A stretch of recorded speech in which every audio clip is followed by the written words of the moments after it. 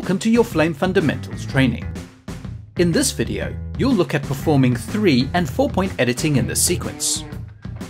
These are very common editing operations, and depending on whether you edit with overwrite or insert, will give you different results as you assemble your edit. To perform a 3-point edit in Flame, select your source and load it in the source player.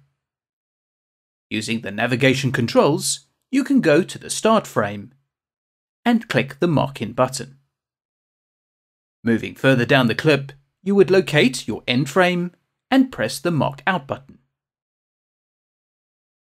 In the sequence, ensure the source is patched to the required track using either the patch panel or moving the focus point between the tracks. Now move the positioner to the point where you'd like the edit to occur. If you don't mark an in point or out point, the positioner will be used as the in point. Click the Mark In button to set an in point in the sequence. You can now choose to overwrite or insert the edit into the sequence.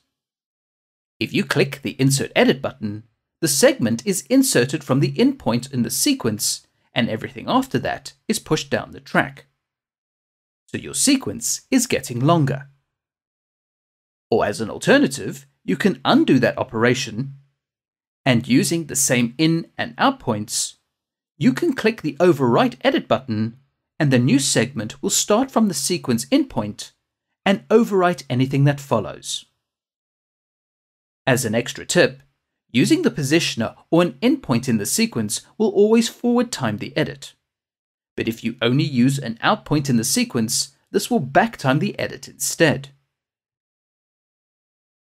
3-point editing is very flexible, and you can use the in and out marks in any combination between the source and the sequence for a 3-point edit. Flame can also perform 4-point editing when both the source and the sequence are marked up with in and out points. For example, let's fill up this gap in the sequence. Select the gap and press the apostrophe to mark up the region based on a selection. There is already an in and out point set on the source clip. Now in most cases, the duration of the marked up source does not match the duration of the marked up sequence. So when you perform an overwrite edit, Flame performs a fit to fill operation, and the source is either stretched or contracted to fit the marked up region. A speed change effect, known as the time warp timeline effects, is applied to the new segment, and its speed is adjusted to its new length. The timeline effects is indicated by the line at the top of the segment, and if you select the segment, you can see the time warp in the segment's effects pipeline. If you don't see any of this information above the sequence, just click the Effects button to expand the effects menus. When the Time Warp Timeline Effects is selected, you will see the speed change displayed in the menus. You'll learn more about the timeline effects and effects pipeline in later videos.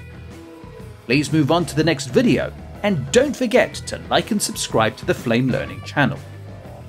Thanks for watching.